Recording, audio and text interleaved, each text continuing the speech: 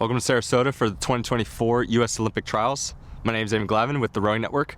We're down here on Nathan Benderson Park, and today was a practice day of rowing. Yesterday was time trials, tomorrow semifinals, and Friday finals, which will both be streamed on Peacock. So if you want to watch racing, it's tomorrow 8 a.m. Eastern Standard Time and Sunday 8 a.m. Eastern Standard Time. So this weekend is trials boats for the men's and women's single, men's light and heavy double, the men's and women's pair, and the men's and women's quad. Because of NBC owning the Olympics, there is a no filming the field of play, which is a 2,000 meter lake. There will be only photos and interviews of the athletes afterwards, not facing the lake. US Rowing made a really great graphic about who is going to the Olympics in what direction and how they would get there. So for most of the boats this weekend, a few of them are going straight to Paris, the women's single, men's and women's pair, and then a bunch of them will be going to the final Olympic qualification regatta over in Lucerne, Switzerland, where they have to get top 2 in order to go to the Olympics. So when we look back over the last 5 weeks, we had the selection camp for the US men's 4 and 8, as well as the women's 4 and 8, but they are not choosing the actual boats, they're just choosing who's going to be in the boats. And then they had camp for the men's quad, women's lightweight double, and women's open weight double. So the men's camp, we had the 4 that stayed together. They're currently bucketed, which is pretty fun to watch, to see if they can build speed all the way through to end of July, beginning of August. The 8 has some new and interesting characters with Nick Rusher, Christian Tabash, and Evan Olsen joining. Riley Milne is the new Cox. He was in the boat that set the world record in the U23 boat. I believe Justin Best was in that, and I can't remember if anybody else on the team was in that boat with him. They've headed off to Seattle to train under Coach Callahan and get some racing against some Washington boats over there. So, hopefully test them and get them up to speed to go and qualify at FOQR.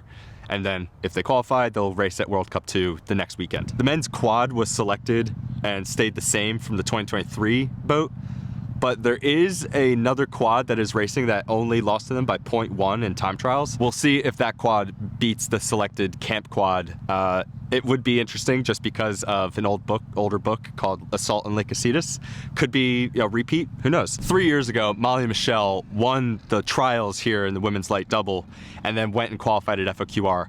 This time around, because the boat has a really good chance of medaling, they've brought the boat to Olympic selection camp and they've selected based on pieces, order, and they've come with Molly Michelle being the top 2, with Sophia Lewis being a very solid alternate. I'm not sure if she'll be the alternate for the women's quad. She's a very solid rower, and if anything were to happen, would be a very solid backup. Now, we kept the women's heavy double together of Christy Wagner and Sophia Vitas, so I'm pretty confident that boat will go and do just as well as they did at 2023 Worlds. For the women's heavy quad, Emily Delleman, Lauren O'Connor, Grace Joyce, and Teal Cohen, who swapped from sweep last year, and basically replacing Call Fells, who swapped to sweep.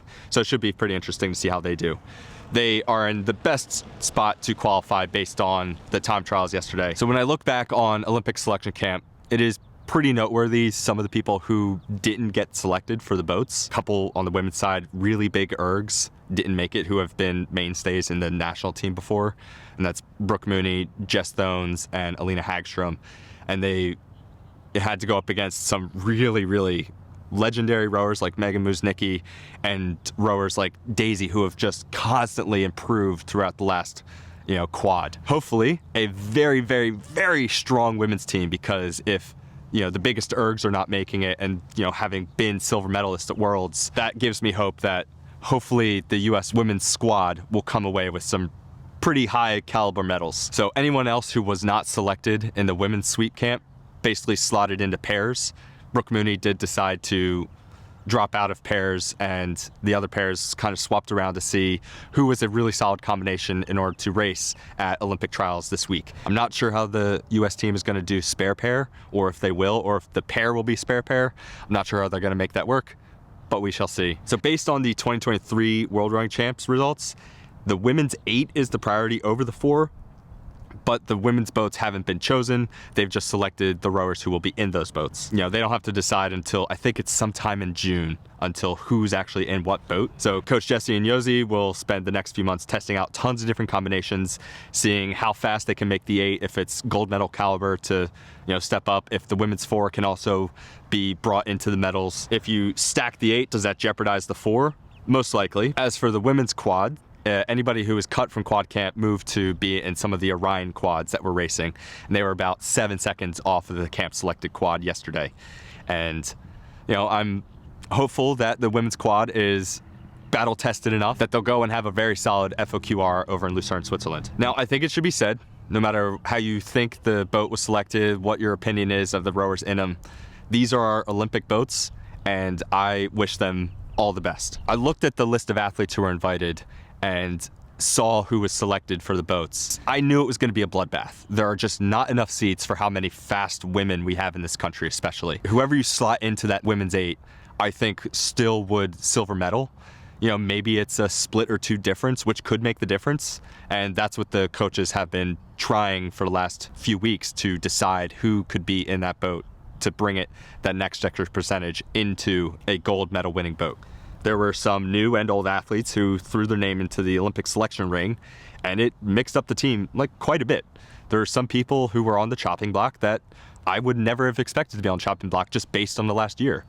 But hopefully that means that the US squad is now at gold medal Olympic caliber. So every one of these athletes sacrifices so much to even just have the chance to be here and compete for the team, dedicating a majority of their lives to training at the highest level, and hundreds of people supporting them through the years to get them just to this point. Some of them will spend multiple Olympics and never make the boat, whereas others will make it perhaps 4 times. When you think about all those hours they spend just getting to this point to compete, they are the best of the best. And they're trying to make a boat that is going to most likely medal at the Olympics. Here's to hoping. Whether or not you think someone should not be in that boat doesn't really matter anymore. This is our team, we have to support them. It's very different over here versus all the other countries I've filmed at. Majority of rowing nations don't have to deal with some of the things the US has to deal with. Funding, healthcare, travel costs to come across the size of this nation. I mean, even student debt for a lot of them. It all adds up to create a very different scenario for the athletes that come and train here to try and make the team. We still are able to put out very competitive boats, but things are just a little bit different here than it is in other nations. And that's why trials exist. When I was just over in the UK, there were tons of people who were like, wait, what do you mean trials if someone wins they go to the Olympics? And they couldn't quite comprehend that there's an open trial system that if you come here and a boat is qualified and you win a race, you will never have had to been on a national team. You have never had to race before. You could theoretically come here, this be your first ever rowing race once or twice, depending on how many heats, and then go to the Olympics. That's the most fair and open situation you can possibly have, with allowing people to train in their own environments wherever they want throughout the country, and leaving open a chance for people to come in and just race and win the spot. May be crazy, but that's a way to get around some of the issues we deal with in the US. So last Olympiad, there were a ton more boats for all the singles. I think it was some 30 plus men's singles, maybe 40. It just felt like a much more open chance that you could come in and qualify. Yosi has created a system that seems to have built a little bit more of a pecking order to allow people to kind of figure out where they stand, so you don't come down here to race and then you're knocked out in the time trials. Plea Hall and Putnam are the front runners for the men's singles. A few lengths back are a bunch of Penn AC lads with Cedar, Breck, Mike, Jamie, Webster, and Isaiah's in there too. Top 2 from semis will advance to finals. Whoever wins will, of course, have an incredibly tough qualification process with going through FOQR, because there are some big names who are not qualified for the Olympics that will definitely be racing there. So for the women's single, you've got Kara and Maggie basically going against each other, and it is going to be a barnstormer. Kara putting the first gauntlet down of, I think, beating Maggie by about 6 seconds. Maggie won speed order, so we know she has really good speed. So we'll see who can put it all together tomorrow to get through to finals, and then see what happens. The men's double, we've got FOQR on the line, which means Ben and Soren are basically slotted to be the men's double. There's only one other double, and they were about 30 plus seconds off. So we all knew Ben and Soren were going for the double. They declined their invites to camp, and they've been training out in California, and they came over here, and apparently they're on still a big training block because they know they've essentially got this spot locked up. They just have to go through the formality of winning the race. We shall see if anything happens. I don't think so. They're a really good boat. Seeing them out here, they just look clean. They also look a little knackered being deep into a training block. For the men's light double, going to FOQR, Sam and Coop beating Zach and Jimmy by 6 seconds about 6 seconds is a pretty big statement. Don't know if they were sub-maxing or whatever, but it will be pretty much a formality tomorrow to get through to the finals, and then I think the finals will be one of the best races of the regatta. Then Timmy and Jasper coming in from Texas Rowing Center to mix it up. Really great. Jasper won FOQR last cycle with Zach Heese, who's with Jimmy this time. They all trained together down Texas. The men's pair and the women's pair going straight to Paris. Oliver Bubb and Billy Benderson came together after they both got cut from camp, and I think they are looking really strong.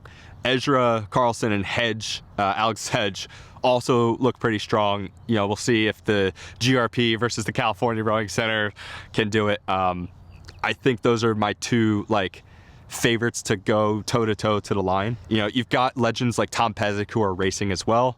They're going straight to the finals and everything, so it'll just be a good race on Sunday. Tom Pezic was in the London 2012 Olympics. I think he got 8th overall, so 2nd in the B final. Then he just got beat by Garuzian and Anders Weiss in 2016 trials.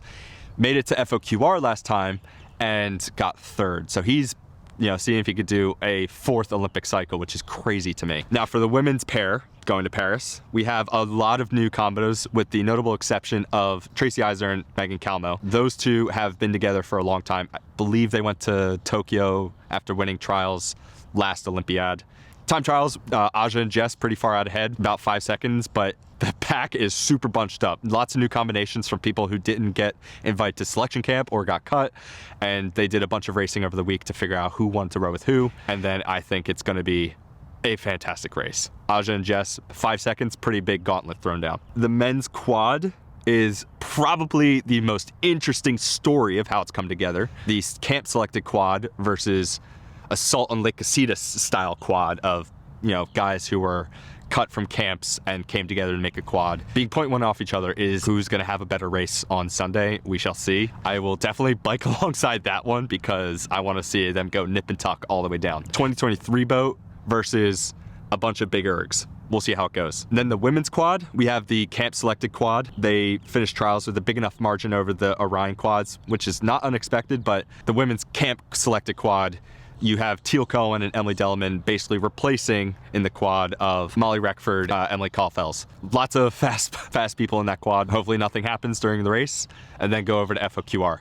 I do know those Orion quads have some pretty solid scullers in them. We're about 6-7 seconds off in the time trial. So it should be, pretty hard to make up those 2 lengths, but we've seen some crazy things happen. So that's the last 5 weeks and trials and what we're looking forward to over the next few days. Be sure to tune into NBC through Peacock to watch trials. It's going to be really fun to watch. I'm glad there's going to be rowing on the main news station. I won't be able to film racing. I can only take photos. So I'll be taking a lot of interviews with athletes and whatever photos I can with my camera. I don't have a super long lens. I didn't rent one because that costs a lot of money. I'll wrap up here from Sarasota. I'm totally out of light. I had this to try and make me look good, brighten me up, but it became useless. Okay, nobody cares about this. Hope you've enjoyed my trials preview, and I'm looking forward to biking alongside racing. Catch you in the next one.